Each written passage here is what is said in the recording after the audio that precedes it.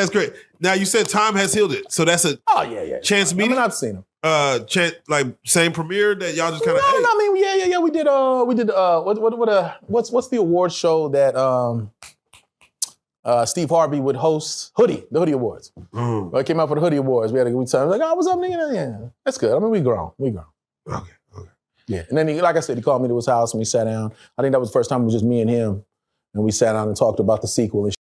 So, after all of that, I'm looking at the sequel like, let me see how much I'm in this shit. You wrote this? But I was all through this shit. I'm like, okay, all right. He had to carry this shit. I won't give too much of that. You mentioned Ving Rhames. You don't think he's still got? He should come back for a Baby Boy 2 if it was done.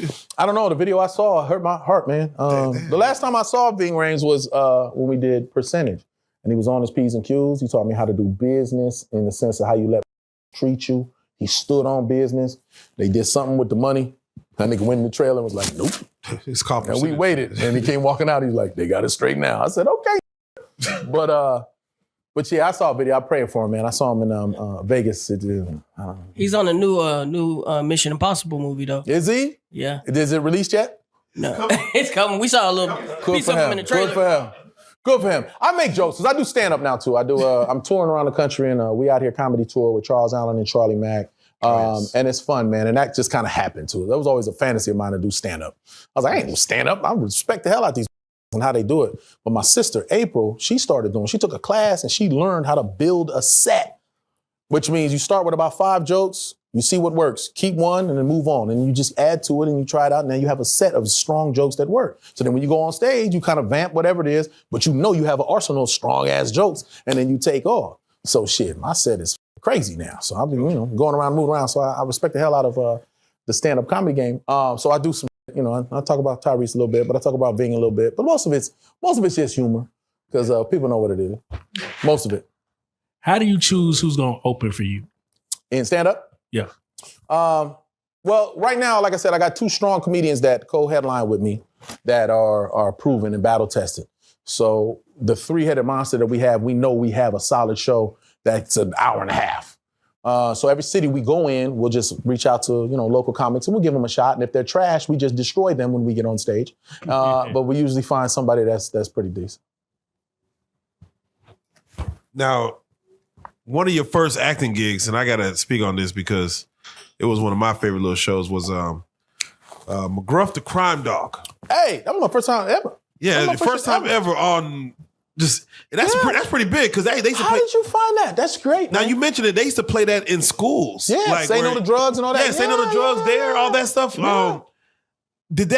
Was for that to be your first situation, do you feel like that's something that's missing now that we should be using in schools? That McGruff the Crime Dog, they should bring that. That would be dope, man. Yeah, I like where this interview is trending towards, man. No, that would be dope, man. I mean, right now these kids are just coming back with new slangs and new type of shit that I'm just like, where did you learn that from? Because we didn't teach that in this house, nigga. And they either hear it from their friends or something. But if they have something that they show collectively for these kids to kind of vibe off of, I think that would be dope. And it's dope to be. I can be narcissistic. It's an interview for me. To go through, I can go in front of any crowd. I can go in front of any audience and it resonates of who I am, which is dope. I started a movement. Well, I didn't start the movement, but I joined the movement. My brother has his name is, not my brother. Apostle Martius Scott has a clothing line called His Love is Amazing. And it's about God's love, how he loves everybody, no matter what you do, what you drinking, what you did last night, whatever the case is. He loves you unconditionally like a parent does. It started because he took 17 kids to an NBA game. Where did he meet these kids? They was in court. They were in court about to get sentenced for breaking in to cars in front of the Pelicans game. So he said, I'm gonna take them inside the game and let them see what their life could be. And then it's translated from there into this clothing line. So if you're seeing this, you watch this, go to hisloveamazing.com, get you a shirt. The proceeds go towards taking a child to see a game. And, and stuff like that touches me because it's like, it's cool because when I went out there to New Orleans, I went to a homeless shelter. And I walked into this homeless shelter and it was grown up, it was adults, homeless, And they were like, yo, we got a celebrity want to come talk to y'all, just give you some words of encouragement and talk about His love is amazing. And I got up there, as soon as I got on stage, they went, radio. I said, wrong brother. I got their radio, but I respect that. I listed my credits and they were like, oh yeah, that I hang with Cooper, well, So it was dope, man. I realized that it's a calling that I have, to speak to people and to touch people of all walks of life. It ain't just us. And it's, there's no judgment. You know, what's the new one they got? Listen, but don't judge. What's the thing? We listen, but we don't judge. I want to try that shit so much, but I don't need it. We listen, but we don't judge. You know, don't judge. But I think more people need to do that. And kids, man, it's there. They have access to so much stuff now, man. You know, we can't shield them like, back all day, because I said so. What's in that phone? And yeah. Now, I look at my son, once he starts swiping away, I ain't looking at nothing, I knock it off. So they're exposed to a lot, so we got to talk more, man. You got to just dialogue. I was always like that too, man. I had a hard time respecting authority. You know what I mean? Especially if I out-thunk you. Like, I know the answer, but I'm going to ask you anyway. So if you don't know the answer, then you lying. You full of shit. You know what I mean? It was tough, man. But anyway, where we're at. When raising your kids, do you feel like you should keep shielding them from the struggle or let them feel a little bit of that? That's the hardest, man. That's the hardest.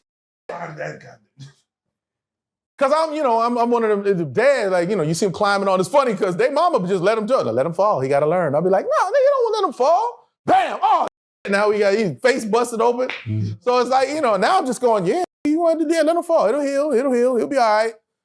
So that translates to this, and it's like Christmas. Man, like I watched my brother and his kids.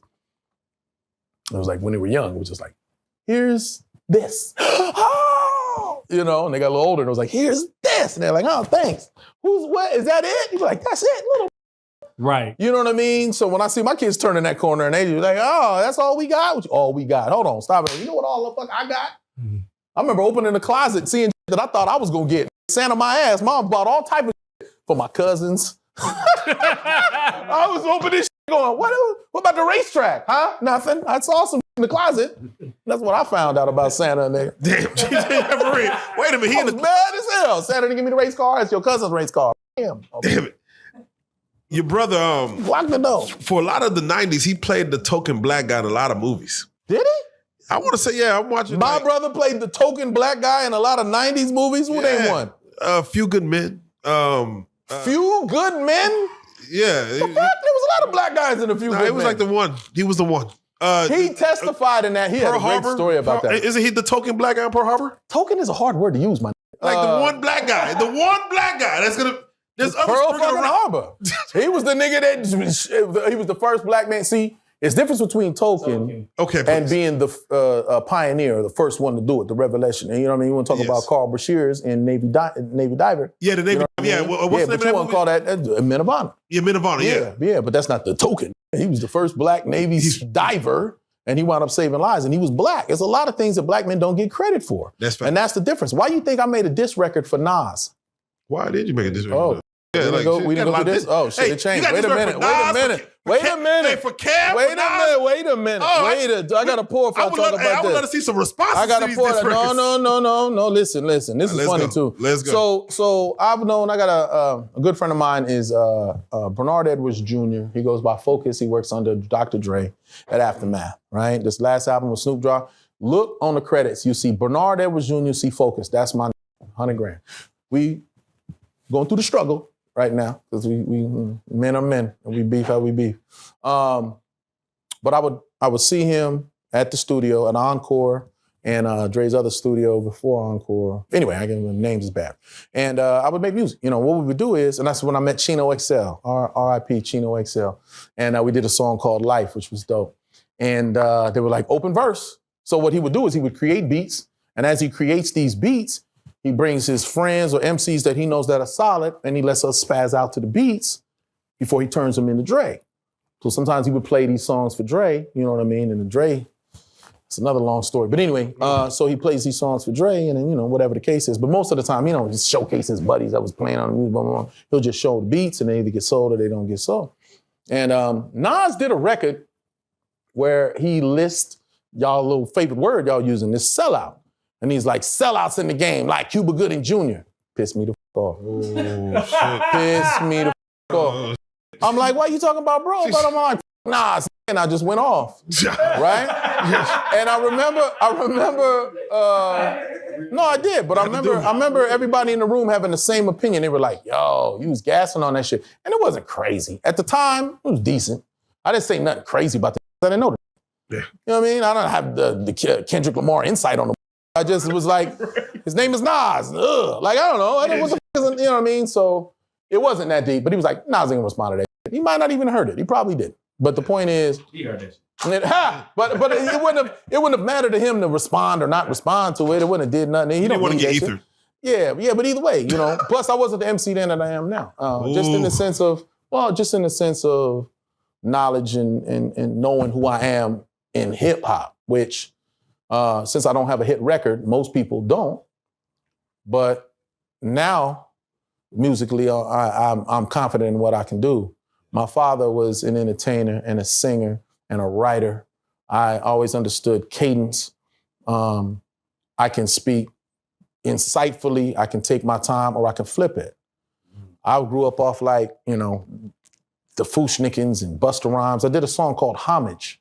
Homage, every time I post a video about it, it goes crazy online because people are like, oh, I know bro raps. For some reason, the algorithm on YouTube decided to share this shit with everybody. And the shit went from 2,000 views to 100,000 views because people were like, damn, what the f***, YouTube? Why y'all just not telling me this Omar gonna do da-da-da-da? Because I'm not putting in the time and effort that I guess say should be for my music. You know, somebody say, nigga, you holding the West Coast back, nigga, because you gotta show them that these out here can got bars. We ain't just spitting about just to be rapping because we used to be doing it. But I've always listened to lyrics, you know, and Pac and Big, and I listened to shit that made sense. Like, why are you making a song just to make a song? Make a song that's saying something, that's doing something. Or make a song about nothing for that specific purpose. Like, I just want to spaz out to some shit and just say, fuck these niggas. I want a song called these niggas, and that's the purpose. But don't say fuck these niggas on every song on the whole album, you know what I'm saying? Make it just be specific. So, but with the Nas shit, and even I know we getting there, the Cameron shit, I think that he's an ignorant dude in the sense of ignorance, the word ignorance, to not know. I don't think he does it purposely all the time. Yeah, sometimes you know you finna say some. Now you know when you finna say some. When you start with no disrespect to the niggas about to say. Yeah, man. No I'm about to be disrespectful as hell. And then all these people came to his defense. Oh, nigga, he didn't mean that shit. That's just how New York niggas. And plus, he ignorant. No, nigga, fuck when he say no disrespect, it's I'm about to be disrespectful in a month. That means you knew. The ignorance is out the window now. You knew you was about to say some disrespectful shit. And he knows I got bars. On the set of Percentage, I sent him some shit. And he gave the most honest response he possibly could. He heard it. And the next day on set, I said, you hear my shit? And he said, yeah. When I listened to it, I was surprised. That's honest nigga shit. I was surprised. And I knew exactly what the f he meant. I'm like, what you mean surprised, nigga? What you trying to say? No, I know exactly what you meant. I was like, that's what's up. And then I called Focus, and I said, give me a beat. We got a monster. And I sent it to him, and that was that. So